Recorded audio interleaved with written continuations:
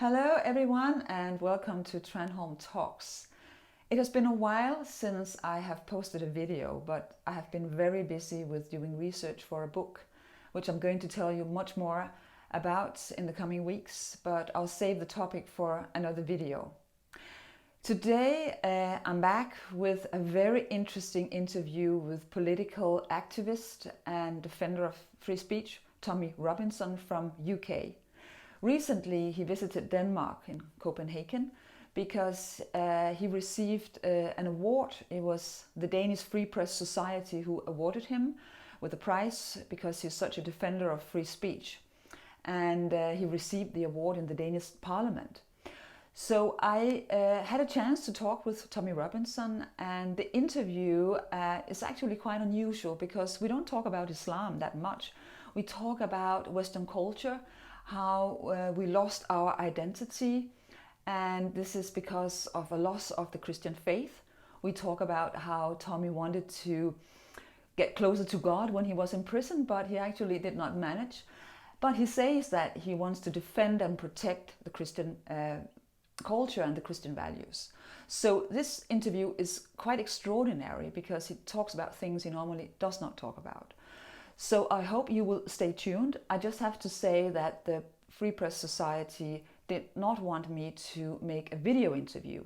So I had to separate the audio from the video. So that's why I can only give you the audio. But nevertheless, this is really an extraordinary interview. So I hope you will stay tuned. Hi everyone. Today I'm here in Copenhagen with Tommy Robinson, who is a political activist and very critical of Islam and a free speech fighter. Yep. You're here because yesterday you received an award from the Free Speech Society, and congratulations. Thank you. So I would like to ask you something I have been thinking a lot about recently is how come that we have had so many or quite a lot of people like you, Katie Hopkins, Douglas Murray, Mark Stein, who has been very outspoken against Islam for years. You even went to jail for telling the truth. Yeah.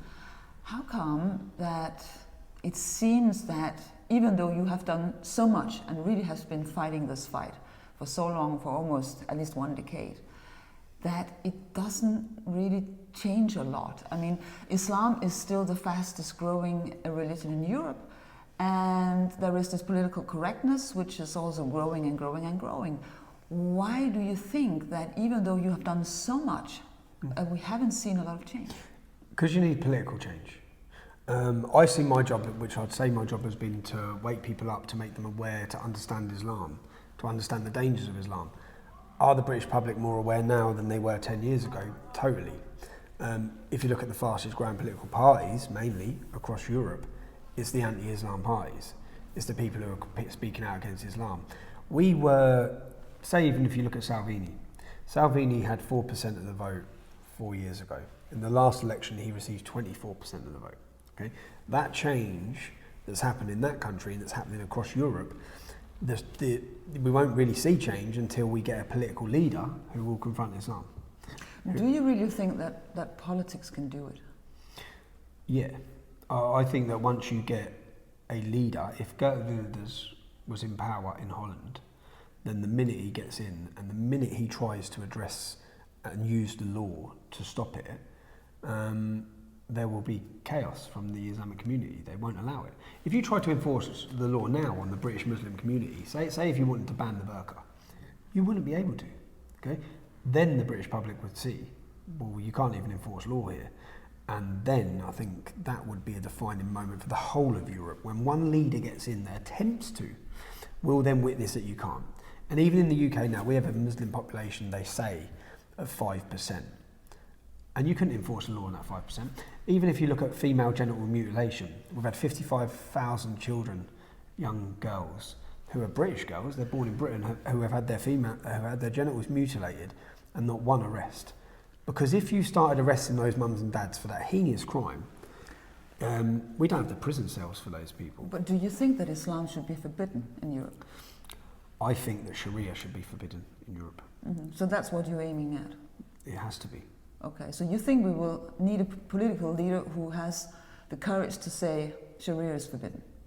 I think we need I think that someone with the political courage of Geert Wilders I think that. But do you think that is realistic, that we will have such a political leader? We have to, otherwise Europe's gone. So it will get to the point where we look how fast things are accelerating. So people will be crying for a political leader that bans it and stops it as the problems go on. But now I want to challenge you a little bit Yep. on this, because yesterday you started your talk in the Danish Parliament, where you got your award. You said many people ask you, what are your beliefs? Yep. Could you tell me what your core beliefs are? That I'm against the Islamization of my town, my country, and Europe, I believe I said. Okay, but what? The Islamization is this total spread of Islam, the dominance of Islam, which we're witnessing. But you say that you are against. What are you for? Freedom. The more Islam, the less freedom. Totally. The more Islam, the less freedom. Well, that's what we're witnessing. And to be honest, our clash used to be, or for the first 5 years of my activism, the clash was all about Islam, all about Sharia. That's changed over the last few years to our clash is now against the establishment. It's against big tech. It's against censorship. Because we realise that you can't even confront it. You can't confront Islam if you're not allowed to talk about it. Who's stopping us talking about it? Our own politicians, but our own police. I think that the reason why Islam has been able to gain so much ground in Europe is because they're filling in a void. A void, yeah, totally, I agree. And I think it has to do with the loss of our own values. That's why I want to talk about your beliefs, because I don't think it's enough just to say, I'm against. You need a faith or some kind of belief system that is stronger. And I think this is what we lack. No, I totally agree. And we lack pride in ourselves. So if I look in the UK, so many, you've heard of Cockney rhyming slang? Mm-hmm. Yeah? That's now been replaced. That's disappeared with Jamafrican, where English people are speaking like they're black, or the replace and the void that's being filled because we don't have a belief.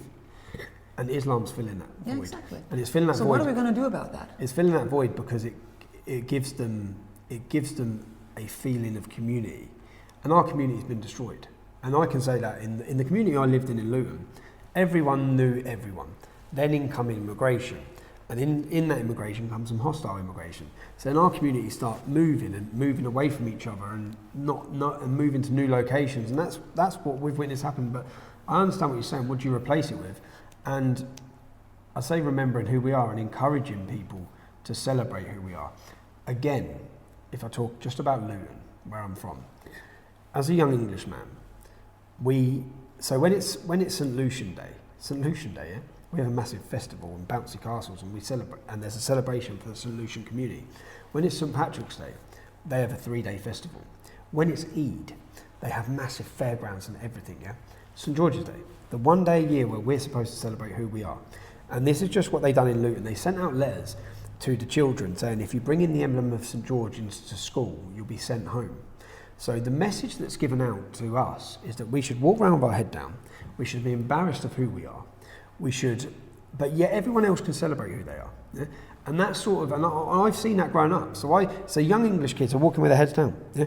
If you line up kids and say, who are you? And if they're West, if they don't come, you think it is? I'm Pakistani, and they're celebrating. I'm Muslim. But hasn't it to do with that we completely abandoned our Christian identity, our Christian values, our Christian faith? So, but I wouldn't say completely abandoned. I'll say that's all been done and orchestrated purposely. The breakdown of the family unit, mm-hmm. the encouragement of not having families. All of these things have not just happened, it's intentionally happened. The attack on Christianity, the attack on our identity, the labelling of anything when you try and celebrate your identity as racist, as this, as that. I get the point you're doing, I get the point you're making, which is where I think that generation identity, when I would listen to Martin Sellner's speeches, I think that they were so good at it. In focusing on who we are, what's good about us, what's good about our culture. But don't you think that the best solution to overcome Islam and to fight it is to re-Christianize the UK? I'm not religious, yeah, but I still think it's great, our Christian culture, and should be protected, our Christian culture. I don't know if I get the thing, because I look at strong countries like Poland, mm-hmm. with a Christian culture and an identity. We've lost our identity, totally lost, and we are lost. And I saw it when I went to Poland. I asked someone, I was interviewing someone, and he said, your elder generation know who they are, your younger generation don't know who they are. And that's totally true. And I've witnessed that myself. And I only found my identity. I was growing up pretty lost because I see all these other cultures, all these other identities. My mother was Irish. I only found my identity on the football scene, where I celebrated being English and the culture. What stops you from going forward and try to re-Christianize yourself, to show an example? That I don't believe. Yeah. And I've sat, trust me, I've tried to many times. I've tried to many times, and but when you I've only felt close to God. I had a reverend who come to see me. He kept coming to see me. Well, in fact, the first time he came down to meet me, he came from in the north of England, and he just said, "I want to say a prayer for you." And I said, "All right." He said, he said, "I think you're going to be a sacrificial lamb." I was like, "Cheers!" But I kept on meeting him, and it's the only time then I felt something. Other than that, what about? I feel that in the UK, how can we re-Christianise when the leaders of the church are such cowards? How can we? I've looked a couple of times and seen videos from sermons in the United States and thought, now I'd follow that. Yeah, now that would pull me in, or that would like re-energise you. But I've been in prison. I've gone to church in prison. I've had disagreements in prison. I've asked why is Christianity wouldn't still be here if it was so weak as it is today. I even question that a lot of the people who are in the church in the UK even believe in Jesus Christ, and they're more so pushing a Marxist. There is definitely a crisis in the church, and but even still, lay people like you can do something to, turn this around. I could turn it around, but not in the issue of if you want me to start bashing the Bible, it's not my thing. But if this is and that's not to say that I defend Christianity and protect Christianity, and my children go to a church. Well, went to a Church of England school. I christened my children. But my point is, I think this is more a spiritual struggle or battle than it is a political battle that we're in, because these people are very religious. Muslims are very religious, and they're driven by a belief in something higher, and we have lost that. And that's why I think we are at loss with them, and we won't win the fight, because we don't have a higher understanding of the meaning of life. They have, and they're willing to die for it. And they're very, very self-assertive. So if we don't have that, I'm not sure that we're going to win this fight. I think our love for freedom outweighs their love for Sharia. Yeah, but freedom could be something abstract, because freedom is also the freedom to put you into jail and say, no, you're wrong. I mean, so there are many of your opponents that think that they are exercising freedom as well. So what are you saying that if we had? I think that what we need is we need to come back to the Christian faith, and that we believe in something higher than ourselves, and we have common values. Also, because of individualism, it's very difficult to gather people, because everybody is just in their own little Facebook, feed. So we need to have, like in Poland, like you say, in Hungary. I went to the March for God. March for Life. March for God. I went to a march in Poland. It's on their Independence Day. Yeah. And I was so surprised because there was Jesus signs everywhere, and I saw that they had something, but I don't know if it's to do with. I saw that they had, when I looked at Poland's history, I looked at they had been removed from the map totally. Yeah? They know what it's like to fight for their identity. Our generation in England think that this is how life is, where you've got everything, where everything's easy, where there's no danger, there's no war, we're just all comfortable, and Europe's never been like that. But the Christian God is the God of freedom. So freedom is just not a political concept, it's also a spiritual thing. It has a kind of spiritual reality. So if you're cut up from that source that gives you freedom, you're going to end up in slavery. And you see that our governments are trying to enslave us, because they also have cut off the connection to God. Like they used to have. So I think that our concept of freedom has become politicized, and that's a huge danger, because then it is the government who decides what is freedom, and you have already felt that. What the government can do. So I think our only chance is to try to re-Christianize, even though the only way you can re-Christian, because when you say, like my mum's a Catholic, I'm absolutely disgusted with the Catholic Church. Mm-hmm. Yeah, but it's true that there is a big problem in the Catholic Church for the time being. But it does in not... all churches. Yes, but still you have the gospel.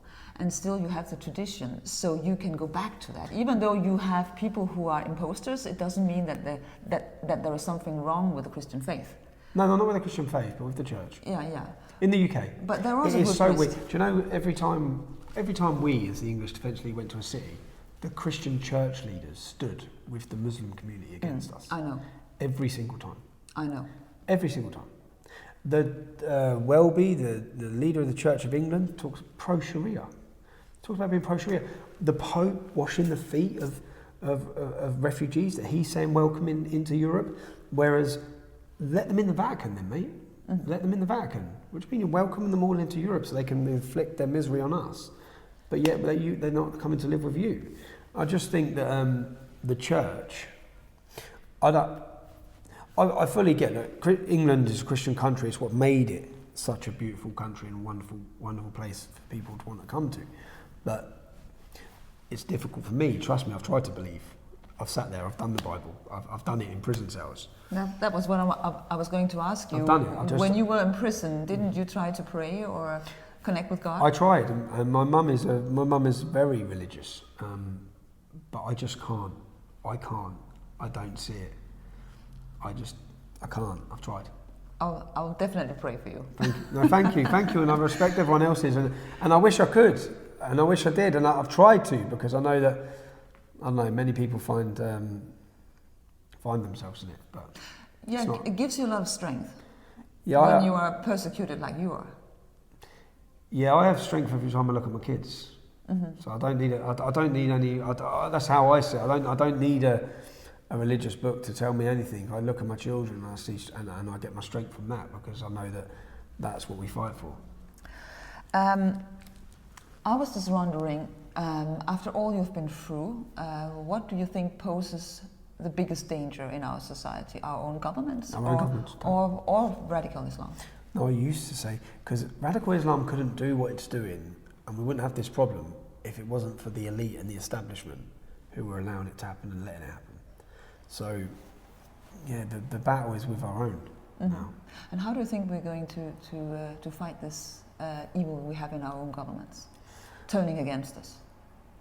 I think that things are changing. I think that if you look at the elections where Donald Trump, in fact, it started with Modi in India. This is the elite, is that Modi won against all odds because he was a nationalist. Donald Trump won in Brazil.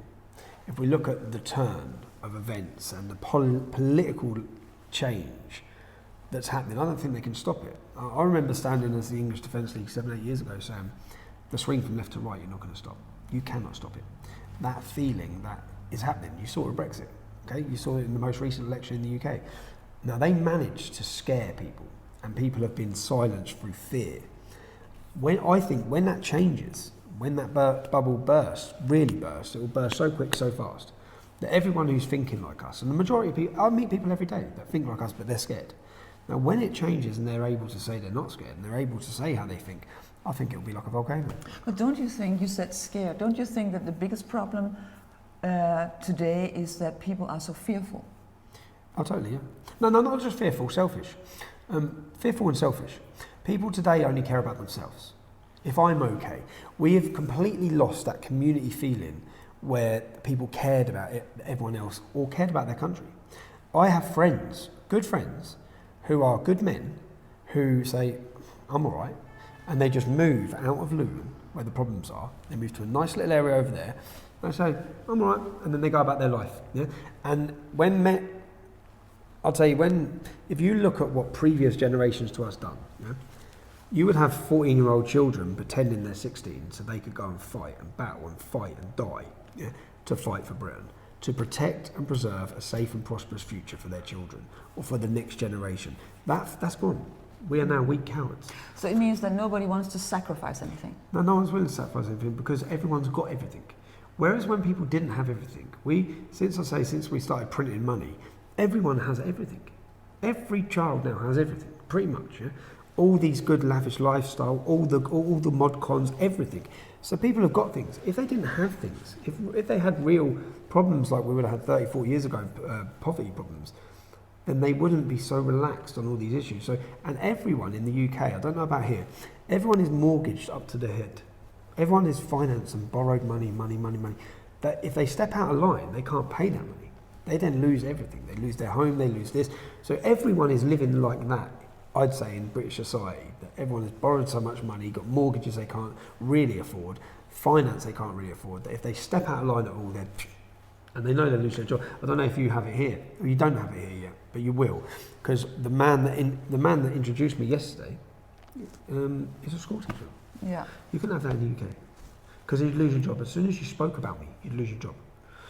But when you say that people are selfish and they don't want to sacrifice anything, coming back to Christianity, that was exactly what Christianity taught us, not to be selfish and to sacrifice and to do something for your neighbors. So if we don't have... I don't know if you need Christianity you to do that. But if you do need Christianity. But if you don't have a higher belief in anything, there's only me left, so that I can have a good life.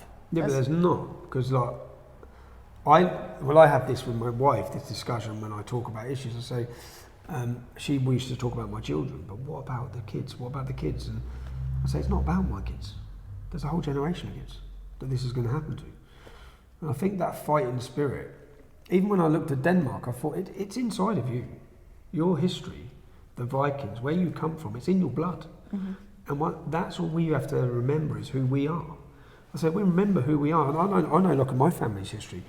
Just remember who we are. It's inside every one of us. That fight, and when that fight comes alive, it's inside all of us. Especially, I looked at your history. I looked at the Vikings when they sacked Seville, which was the Ottoman Empire. I looked at it, and then, and right now we're forgetting who we are, and we're being weak and cowardice. But I think really it's installing people. Remember who you are. Remember the fight that's inside everyone. Tommy Robinson, thank you so much. Thanks very much. Thank you. Thank you. Cheers.